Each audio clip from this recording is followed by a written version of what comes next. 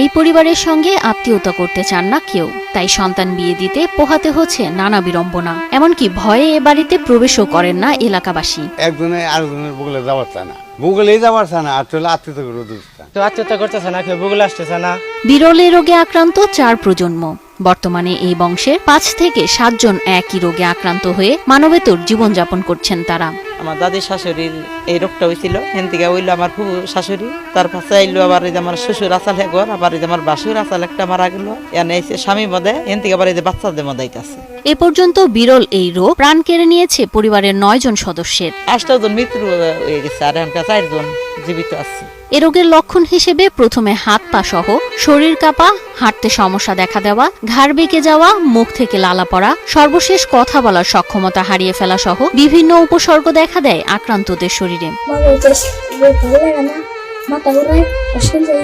কাম কাজ করতে পারে না, হাঁটাচলা করতে পারে না, ওদের খাওয়াই দেওয়ার নাগে গাও গোছালে সবকিছু নিজে করে মনে করেন যে এনা পালন করার লাগে। এ রোগে আক্রান্ত হলে দ্রুত জীবনবাতি নিভে যায় বলে দাবি পরিবারটির।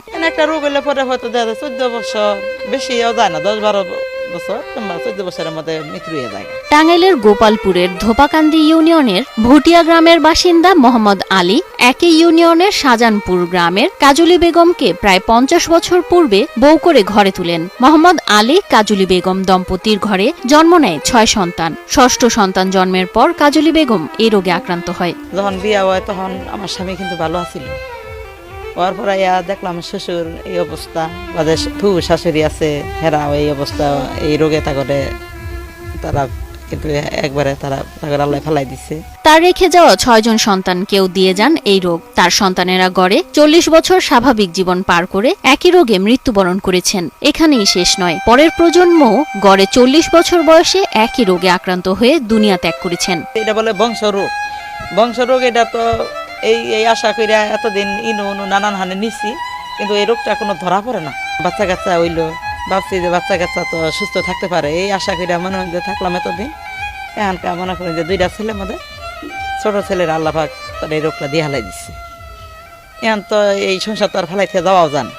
বর্তমানে পরিবারটিতে 3 বছরের শিশু সিনহা সুস্থ রয়েছেন, তবে ধারণা করা হচ্ছে একসময় এই শিশুটিও আক্রান্ত হয়ে পড়বে। পরিবারের মধ্যে আপনার দেহা মনে করেন যে পিছিয়ে সুস্থ আছে, দেহার মধ্যে এটা যে হবো কিনা মনে করেন যে আল্লাহ ভাকে এটাও তো দিতে পারে, যেহেতু মনে করেন একই পরিবার।